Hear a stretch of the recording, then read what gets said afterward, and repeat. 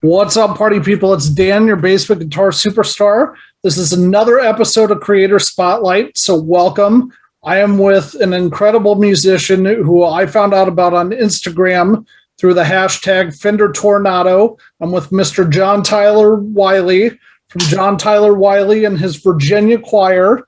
So, John, thank you for joining me, man. I appreciate it. Thanks for having me. It's great to talk to you. It's great to nerd out about gear for a little bit. Oh, yeah, for sure, man. So before we dig into your music and kind of what you got going on right now, talk to me about how you got started playing guitar. Well, when I was a kid, my first memories were music, and specifically my first memories were listening to very guitar-oriented music. I remember growing up in Long Island, it was either Skynyrd, Santana, Abraxas, or the Allman Brothers, and that was it. Even like by the time I was 3, I was already obsessed with the guitar, to the point where when my parents brought my little sister home from the hospital for the first time, I got in a little bit of trouble because as a 3-year-old, I was Pete Townsend windmilling on a 2-day-old baby. I was programmed to be a guitar player long before I played. And my parents started me out on piano because, no one in my family besides my grandmother was really a musician. So everyone they read somewhere, I'm sure, that, it's good to start on piano. And then I played guitar. I picked up a guitar when I was 10. I went to the store and I got the Foo Fighters record, There's Nothing Left to Lose. And after that, I was like, I have to play guitar. There has to be a guitar. So I got a guitar for my birthday the following year, and away we go. What was your first guitar then? Oh, it was a Samick Stratocaster, and I remember being so disappointed because I didn't know what overdrive or distortion was, but I remember I plugged it in and it didn't sound, that sound wasn't there. It was just a very cheap, clean, solid state sound. And I remember being so disgruntled, like, I don't understand. How do I make it sound this way? And then several months later, I realized I realized what dirt pedals were, and once again, away we go. So did your amp that you got not have dirt built into it, or? No, it was, this was like a $20, there was just a one clean channel, treble bass volume. Piece of junk practice amp. Yeah, exactly. But it was perfect for, a 10-year-old kid, or however, 10-year-old kid for just to make some noise. Right. So what was your first pedal you got then when you realized that was the key to getting that distortion? Well, and I still have it. It wasn't even a pedal. I found out about pedals, but I ended up getting a Washburn Bad Dog amp, which was basically just the slightest upgrade from my Samick amp. And it, solid state, and it just had an overdrive button. And I still have that, and very rarely I will record with it because it's so beautifully crappy. You can get some real, I'll put a dobro through it, and you can get some really, really cool garagey fuzzy sounds out of that. If it works. So every now and again, you got to hit it with a hammer just to coax it into working. One of those then, huh? Yeah. But what happened to the Samick? You still have it? No, the Samick was traded in for a Washburn Maverick a few years later, and then after that, I was on that Washburn for a minute, and then in high school, I got my first really good instrument, which was that Fender Toronado. So that was the first good guitar that I owned, and there's something about the instrument you really learn to play on where it's just like everything else just gets compared to it. So I play that guitar often. I go through phases where it's where sometimes it's my number one. And yeah, I use that guitar more than most because I've done so much to it. It's not stock anymore. It's definitely, I'll show you it a little bit, but I love that thing. I've just been through hell with it at this point, Sure. And like you, my first proper guitar was also a Fender Toronado, except for I sold my first one because I had some baggage with it from a band I used to play in. I was not the guitarist for that band. I was the drummer. But that had some baggage with it. And so I immediately had seller's remorse. And I called the guy back. He wouldn't sell it back to me except for double what he paid for it. Oh, gosh.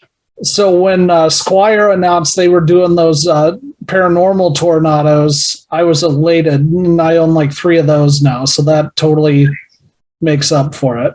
But so how did that come about then? Did you have to save up for that Toronado, or your parents get it for you? Or I was 15. I had no job. That was begging and begging and begging. That's how that was. And once again on a birthday. And the idea was that was the guitar. That was the guitar that will last a while, and it certainly has. It's been 20 years. So. Oh, so you got it new then? Yes. Yeah, I got it.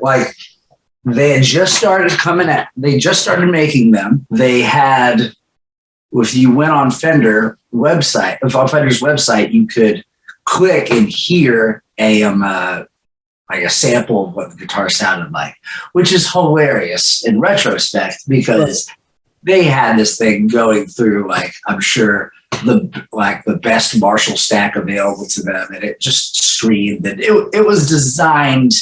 That sample was designed to get a 15-year-old's attention, and it totally worked. But yeah, it came with a Seymour Duncan Atomic 2 humbuckers stock, and you can either do that or these soap bar of kind of P90-ish things. Right, and the ones with the P90s are worth a fortune right now, apparently. I believe it, and I actually, because I used that guitar right out of college, so probably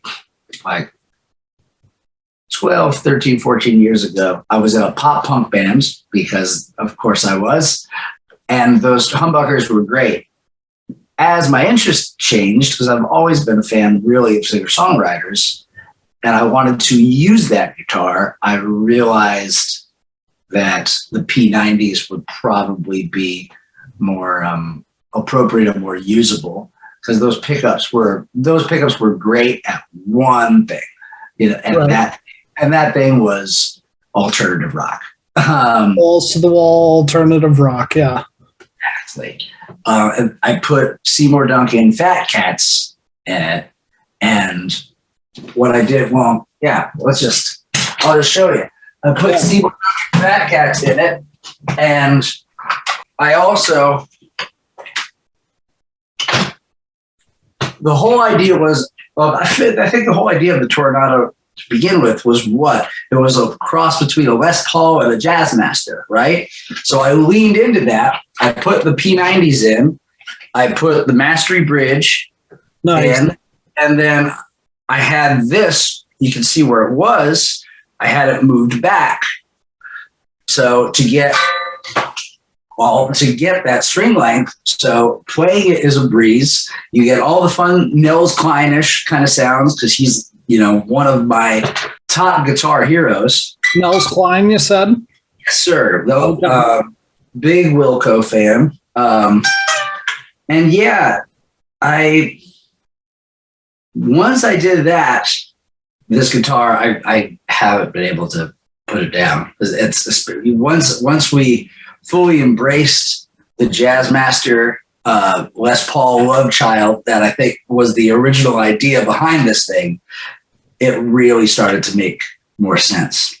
And you know what's funny about that, John, is it seems like when those first came out, other than kind of a niche following, like guys like you and I that loved them, it seems like they didn't do that well because they discontinued them. But then when Squier released the Paranormal series, they were selling out like this, man. Like people were buying those up like crazy. So I'm kind of surprised that Fender hasn't reissued those under like the Noventa series or something. Yeah, it is interesting. I really, I would be curious what they would look like now if they were reissued, because, well, I think that if they were to reissue them, it'd probably be more the P90 than the humbucker, just because, like I said, I think that was the downfall of that guitar, or with at least the humbucker version. It did one thing really good, and then as time went on, that one thing fell out of trend, Right. Like when that guitar came out for the first time, I remember seeing it in a couple Chili Peppers music videos. I remember seeing it in like Newfound Glory music videos, and like those guys were using it to get really rowdy sounds out of it. And there's just not a lot of mainstream, like, well, I shouldn't say that. Those guitar sounds are not the trend right now. Right. So yeah, I'd be curious to see if if they did release it, if it would be with those humbuckers, or if the because they have the Fender Meteor or something right now, or am I mixing things up?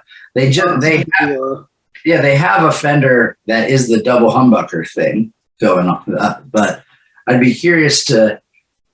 Yeah, I think the idea of making the Jazzmaster like cross with the Les Paul, if they were to really, really embrace that, like this guitar right now, as what I've done with it, I just think I can do so much with it. I really can. So I'd be curious if they were to take it more in that direction, what they could do with it, because they're Fender and they know what they're doing a lot more than I.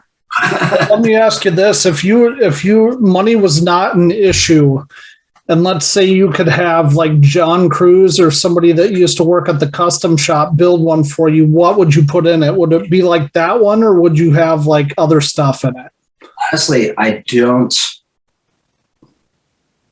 think I would do anything different than what I've done to it, or what I had done to it, I should say. All my work, I have two guys that I work with, a guy named Brett from Bang Music and a guy named Tom Schiff. They do all my work for me. And I'm just south of Washington, D.C. I'm in a little town called Fredericksburg, Virginia.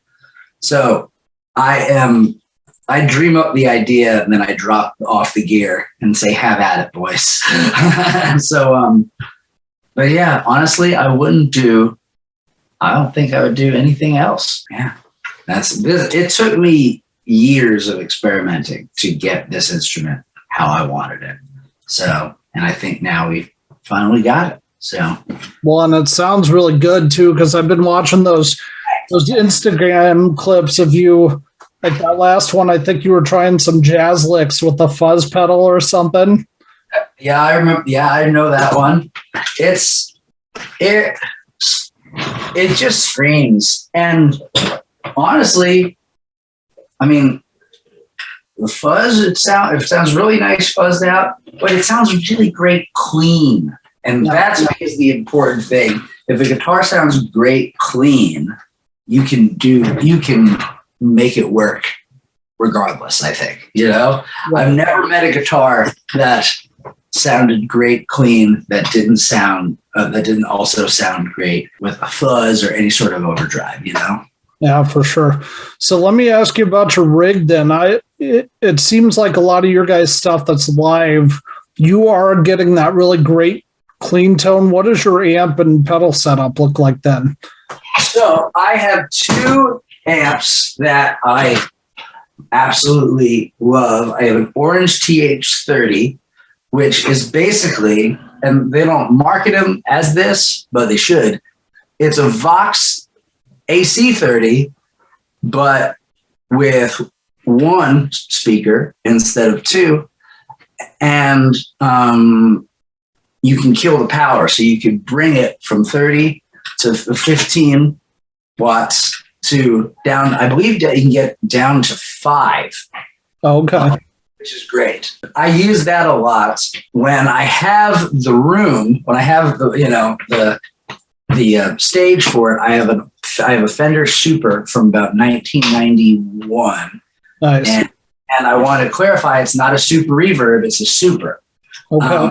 I know the difference. Some people I know don't. Exactly. Yeah, I figured you would, but not everybody does. Not everyone realizes that super amps were their own thing. And it has this, at least how the reissues were, and how a gentleman named Bruce Middle owned the amp before me, and he did a lot to it. Where basically there's the little push, the push-pull volume knob. When you pull it, it essentially transforms it into a basement. Right. And that's what I use for whenever I'm allotted to. But it's so stinking loud, even on one, that it doesn't always make it out of the practice space. But between that and the Orange, and then I have a little Fender Deluxe that's kind of my throw and go whenever I'm like playing with, doing the sideman thing, playing with other artists. But I'd say that Orange TH30 is what I'm playing through 70% of the time these days. And I don't remember, is the TH30, is that a combo amp or is it a, okay. Yeah. All combos here. Good man. That's where I'm at too. Yeah.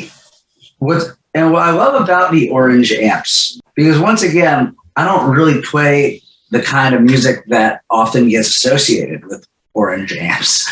And this is probably where, if Orange sees this, they will not endorse, or they will not offer me endorsement, because I will say, I don't like Orange amp distortion. That's not for me. It's great at what it is, but what it is not my thing most of the time. However, there's a magical voodoo about an Orange clean channel, and as just an empty canvas for effects pedals, I don't know if there's a better amp.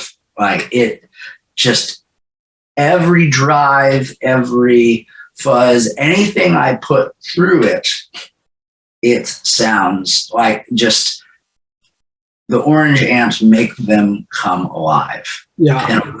I don't know what sorcery they practice at Orange, but I want some of that, because you're spot on with that too. I think the only other amp company that I would say even holds a candle to their clean sound is probably Trainer, maybe. I owned a Trainer amp for a very, very short period of time, and I forgot why I sold it. I sold it to get something else. But I'll say I don't think that the Trainer did anything that I didn't already have between the other 3 amps. Well, what Trainer model did you have? I don't even remember. I don't even remember. It was, but I will say, and it's just now, I had never played through Paul Reed Smith amps up until very recently. And those things have very similar, like they just do it all. They do everything really well. Taking pedals, but even like, overdriving on their own. It's just, they're fantastic. Yeah, I don't think Paul Reed Smith can do any anything wrong. No, Ever. So, all right. So, what's your pedal board look like then? Pedalboard situation. The board itself is by a company in Stafford, Virginia, called Junked, like Junk. Oh yeah. But Junked. So literally, it's an old Coke crate. That's awesome. He'll go to thrift stores and he'll buy these and he'll convert them. And because it's what it is, it's an old crate. Like this thing, this is sturdy as all get out, you know? Yeah, you could drop that off a building and it wouldn't hurt it probably. Yeah, it's great. I mean, and I've been putting some miles on it. So we have Voodoo Labs pedal power underneath, lights because it's fun. And then I also have a Holy Grail underneath that just always stays on because I just tend not to trust onboard amp reverb. And those Holy Grails, for what they are and how much they are, you just can't beat them. Well, and on video, I can't.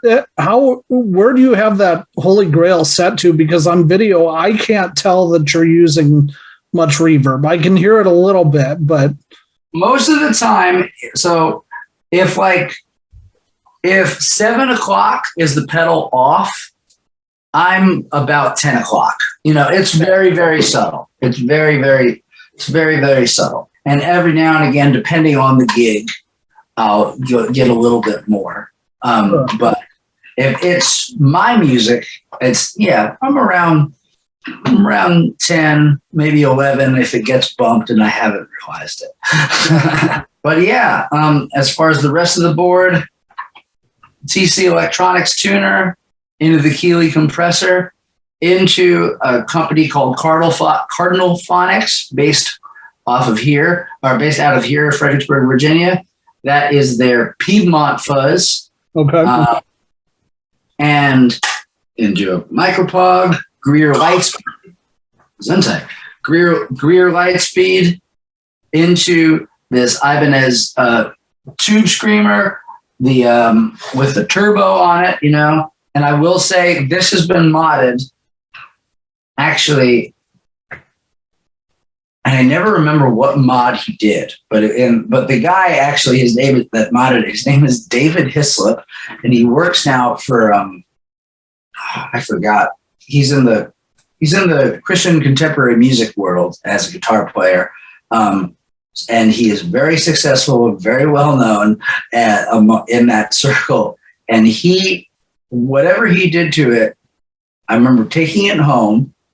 And this is when he still lived here. I took it home, I plugged it in, and then I went out to Guitar Center. I bought another pedal and I dropped it off like a week later. But whatever you did to this one, do it to this other one, so I have a backup in case this ever goes down.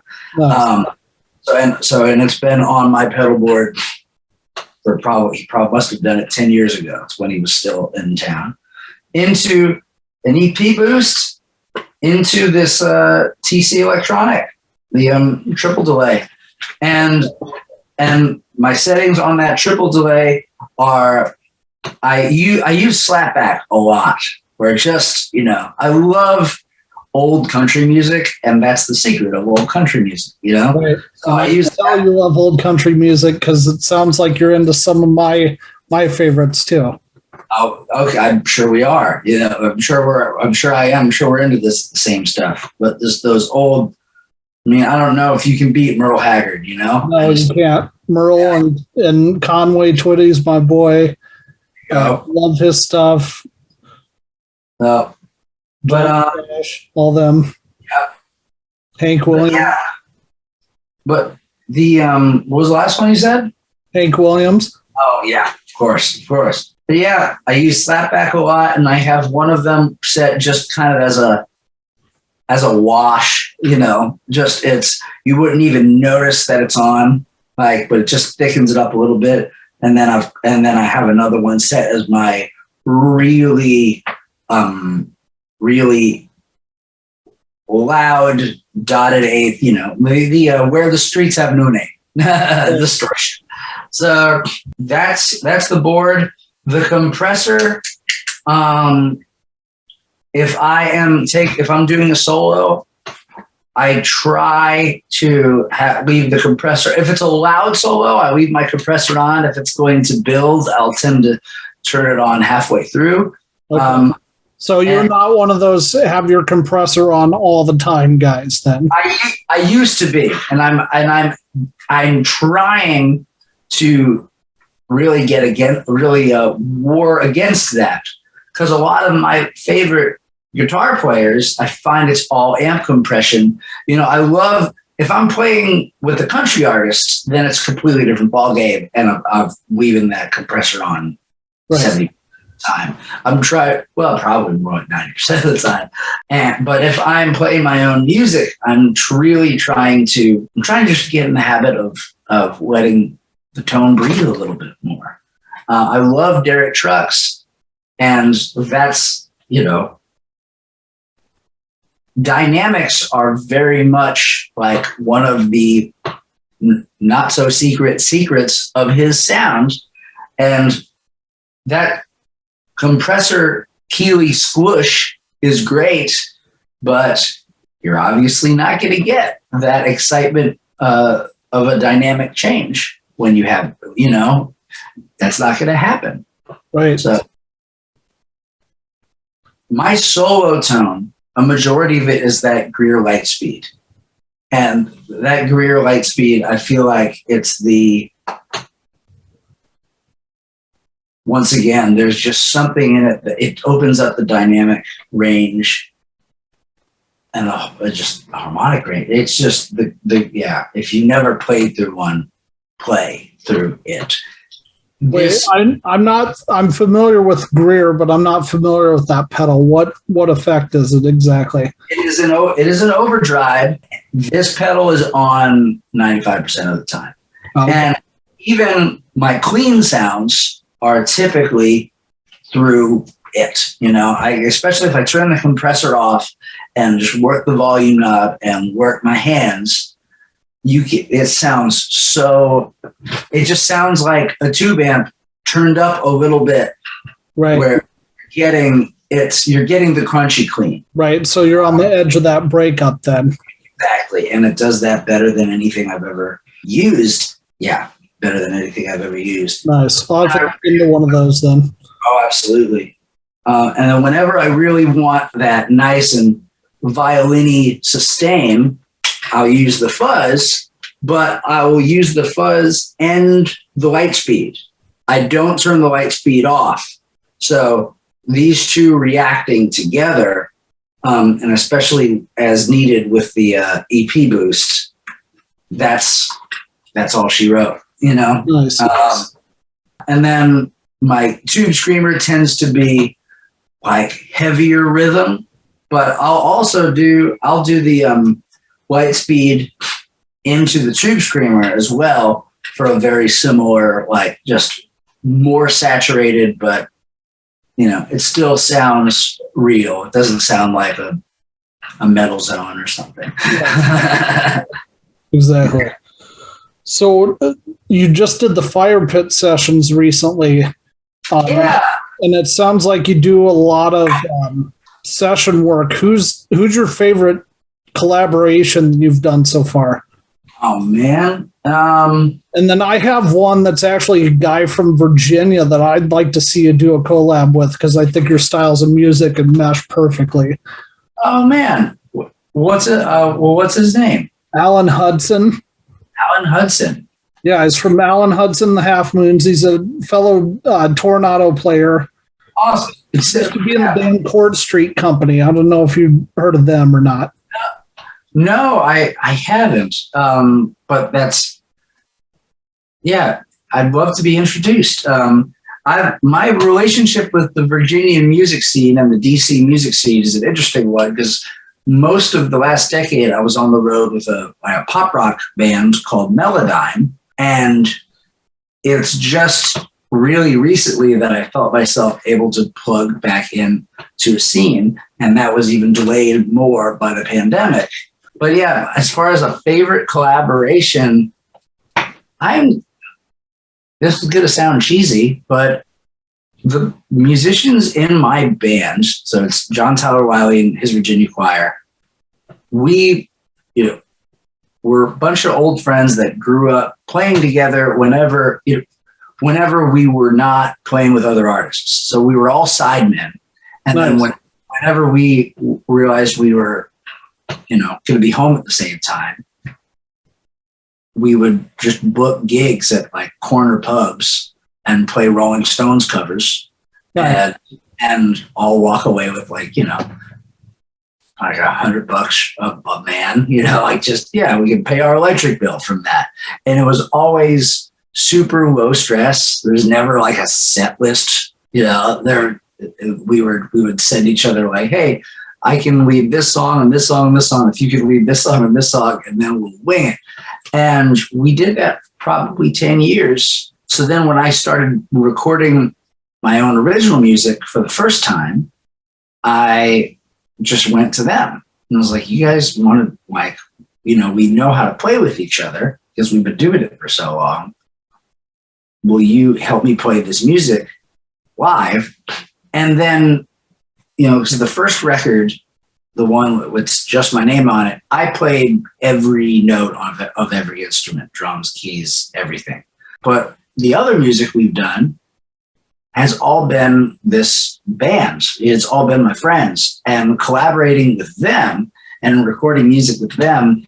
It's just so inspiring. And it's it's a good time because it's just all my buddies in the same room. And then it's just made that much more special by the fact that everyone's an ace musician. Those are, I love getting to do that. Nice. So there's a record that came out back in February, and then we're working on one for next year as well. And we're putting out a new single in July, and a couple other things, trickling out throughout the rest of the year. So it's always a pleasure with those gentlemen and lady.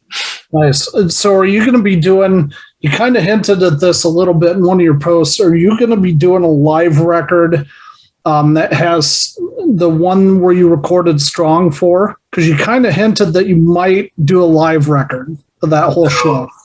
I would love to do a live record. Well, we are going to be releasing more live songs. I don't know if there's going to be a live record per se, like a collection of one show, but we, without giving too many things away, we do have like several shows recorded, and we're picking like the best cuts, and we're going to be releasing them as singles and some with accompanying video. So that's going to be coming down the pike. I hope we get to do a live record one day, but I think for right now, in the immediate future, it's mainly just going to be individual songs. Okay. So, yeah. So speaking of records, what's your all-time favorite record, do you think, or what's in your top three? Born to Run.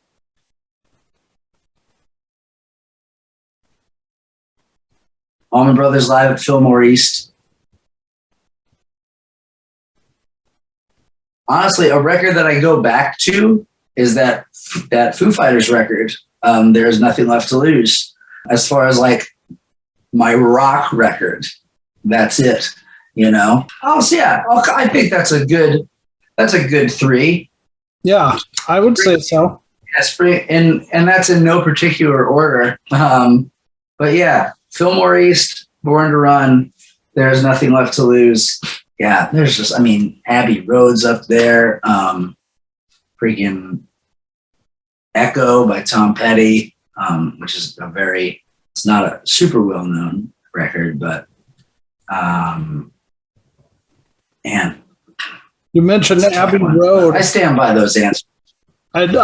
You should stand by those answers because they're good.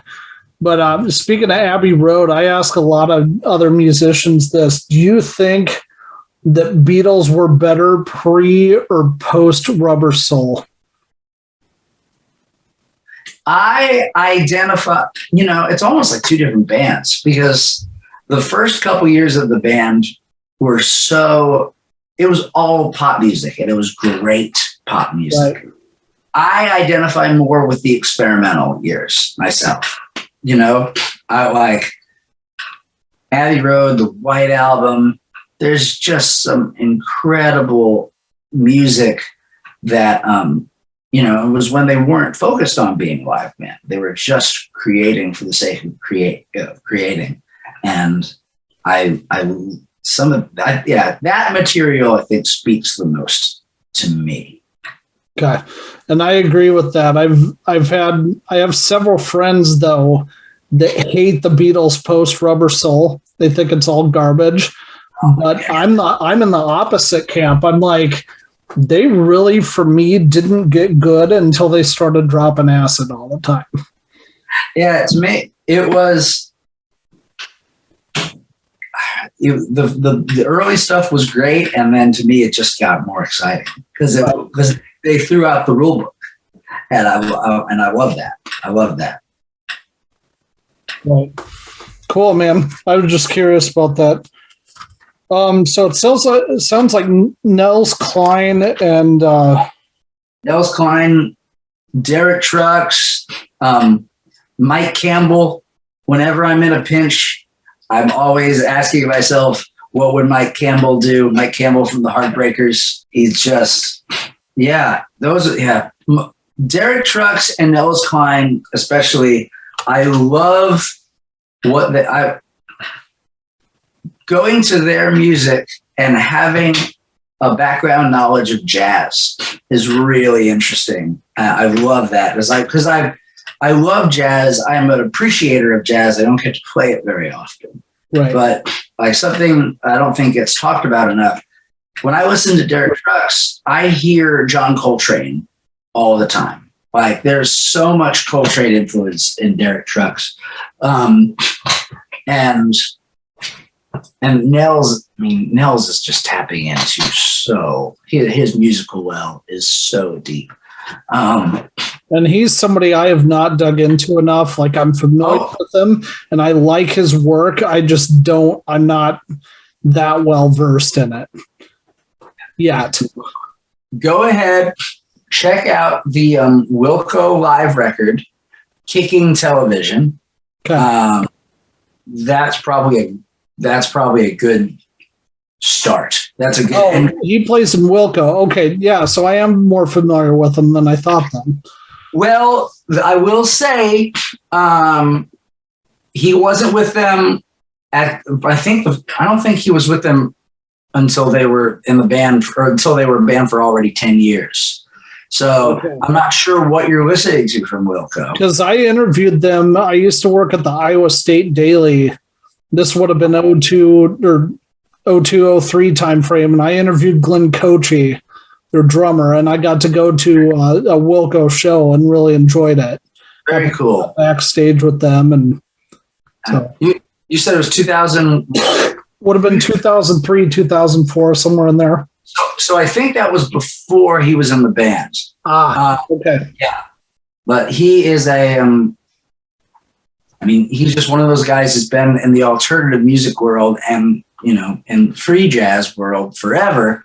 And I think probably around maybe 4 years after you saw them, he joined the band. And he's also why I love Jazz Masters, because his main instrument is a Jazz Master. Oh, sure. Do you have a Jazz Master? I don't think I've seen a picture of one. I have that Toronado.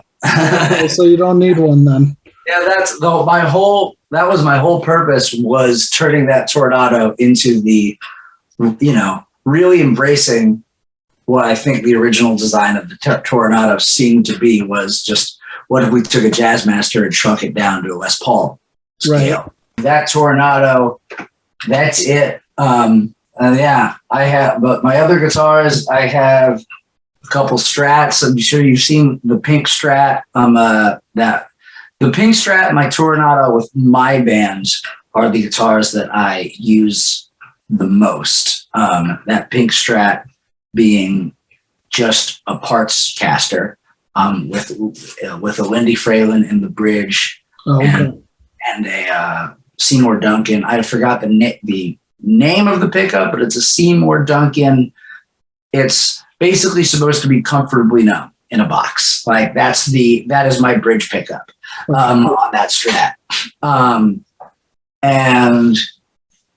then when I'm playing with other artists, I have a Paul Reed Smith Silver Sky. And as far as like actual Stratocaster type guitars, those Paul Reed Smiths are just unbelievable. Like they are beating Fender at their own game. I hate to say it. No, you're not going to get any pushback from me. I played one a couple weeks ago and loved it. I also have a black Telecaster from Revelator Guitars in New Jersey that I designed with them. Actually, I'll get that one. I'll show that one because, but this guitar is super fun. It's chambered, so it's super light. And the pickup configuration, it's not a common one, but basically, so we have a Waller in the bridge, a Sewer, which was they don't often sell pickups aside from their guitars, but I played a Sir Telly and I loved the neck pickup. And then a Waller humbucker. And the idea with moving this as close to this as possible was I wanted to be able to get a Telecaster everything, but then if need be, get that first solo in November Rain, Right. I didn't just want a middle pickup. I wanted 2 neck pickups, and they were kind enough to do that for me. And then they put this guy right here, which if it was plugged in, there's a little LED that lights up, and it's actually a kill switch. Oh, nice. So if you're too far away from your tuner pedal and you have a really, really loud hum because single coils, you just tap that and hold that until you get back. Or tap that and turn your volume down. But yeah, I love this guitar. They beat the snot out of it for me because that was something I said, when I got this, I had not gotten a guitar for a minute. The one I got previous to this was a Gibson 335 that I still have. I was going to ask you if you had it relic or if you did that all yourself just from playing it. I said, a lot of it I did myself, but I said, there's something about buying a really good guitar that I think for the first 6 months, I'm always afraid of it. And I feel like it takes me a while to like really play it. So when I got this guitar, when I designed this guitar, I said to them, and I said, I want this to look like, I just kick this thing around in the parking lot for a little bit before you send it to me. So I'm not worried about babying it for the first day. And for the most part, the science experiment works. I know a lot of people think it's hokey to relic a guitar, but no, I think if it's done right, it looks really cool. Well, when you're playing for your living, a guitar, yes, it's sentimental, but at the end of the day, this is a tool. This is a screwdriver. This is a hammer and nails. So I want to be able to use it. I don't want to have like that new car, like that phobia of its first ding where you're parking out in the middle of the parking lot, like walking 30 extra yards just so nobody comes close to you. Like, I try not to be too reverent, especially to my electric guitars. And I'm sure you can guess that just by looking at it. Because I was just going to say this. I was just going to reiterate. What were you going to say? No, I was going to ask, so what prompted you to leave Melodyne and kind of go off on your own? Well, that band, it wasn't that I left. It was really that the band stopped. The band, we kind of all came to a mass realization that just the band had run out of gas. I was in that band about 8 years, and they had done it for 8 years before me. Oh, wow. There wasn't anything dramatic. there wasn't any, there weren't fist fights. There wasn't like, there wasn't anything too crazy. It was just time. And I always had a goal. I wanted to make a record playing all the instruments, just because a lot of my heroes like Dave Grohl, Ben Folds, Prince, they had done that. They had made a record themselves. Right. Paul McCartney. And I wanted to give that the old college try. Well, and you pulled it off masterfully. I will. Oh, thanks, man. I'm glad I did it. But if not for nothing else, I'm glad I did it because it put me on the avenue to find my band. Right. And as proud I am of that record, which is called The Longing, go listen to it. I'm probably more proud of everything I've done since then. All the music I'm making with the band. It's just everything I've wanted to make. So how does that work then? Do you come up with lyrics first, or is it like guitar melodies and then you put the words to it, or how does that work for you? For the most part, I'm a lyrics guy, although there's the rare occasion where it'll be an idea on the guitar first. But yeah, melody and lyrics tend to come first most of the time. And yes, and from there, everybody else is a sideman. So it's just plugging in different ideas, and I'm kind of acting as the producer. And a lot of times we're writing as we record as well. So we'll have the song recorded, and then we have to go back and figure out how to play it live, how to pull it off. But yeah, I like doing that. I like, it's like writing in the studio, and there's something magical about not knowing what's going to happen as you're doing it. And I think a lot of our recordings capture a really cool energy that way of just, I think sometimes spontaneity can be felt, and even in the recording. And I always try to record super quickly, not thinking too much between takes. It ends up being a really fun process. And as much as I love working with the actual producer, there is something really refreshing about sitting down with my friends and not being afraid to get weird, and not being afraid to, abiding by certain musical rules. Right. And one of the things I've noticed with your music too is that I need to compliment you on is I can't pigeonhole you guys at all. Because you sound like 5 or 6 different genres all kind of blended in together. And I really love that about your music. I mean, I'm hearing like some old school country. I'm hearing some bluegrass influence. I'm hearing some Allman Brothers Band. I'm hearing some blues. I'm hearing some straight ahead rock. I'm hearing, all these different influences in there. And I absolutely love that. Thanks, man. We end up telling people we end up telling people we're a rock and roll band with a fiddle. And I think that's it's a very wide net of a genre. But, we're all coming from such different musical backgrounds. We're like, our bass player was raised on musical theater and ABBA. And our drummer was like, it was The Who and Depeche Mode, and our fiddle player is Hank Williams and all that stuff. We are all over the map. So it is really fun. If nothing else, for me, I love, when I hear those moments come together of like, oh, there's the ABBA in this song.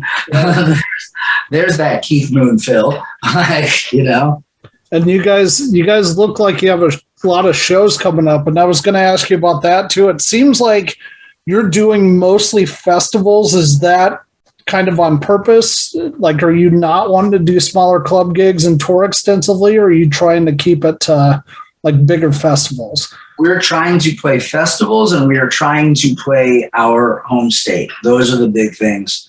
We're trying to get in front of everyone in Virginia as we can, and everyone in Washington, D.C. I'm asking because I was selfishly hoping you would come to Iowa so I can see you play live. Yeah, I'm sure it'll happen one day. It's so being being a young band at this time in the world is such an interesting thing. Like our first show was March 7th of 2020. So we've been kind of playing catch up ever since because we had this whole itinerary plan that had it all canceled immediately.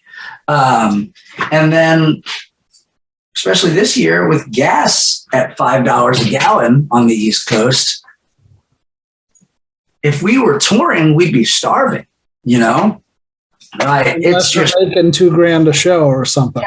Yeah. And when you're a young band, that's not happening. Well, so, you mentioned you do it full time, right? You're a full time. Yeah.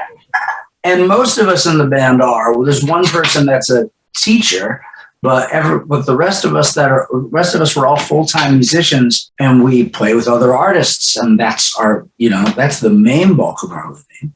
And to be honest, I like that.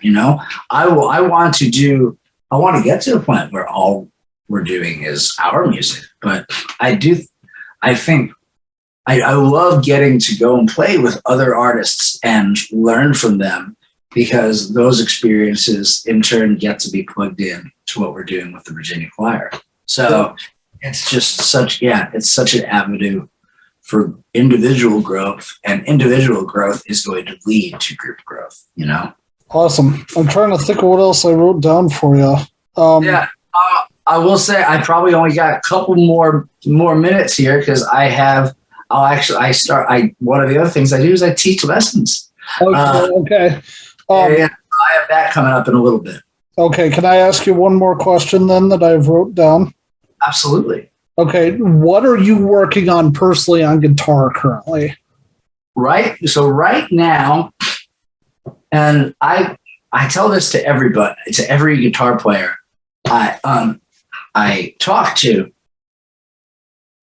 There's so many things about social media that I hate. But one of the great things that I love is Instagram reels of much better guitar players showing off their tricks. I subscribe to so many people, and I'm specifically trying to learn more about jazz harmony and incorporating that. So lately, the last few days, I've been working on really not just knowing diminished scales, but using them. And especially whenever you're pulling that into, more popular music, that's going to lead to some really wacky ideas. And it's been a lot of fun, like unraveling that.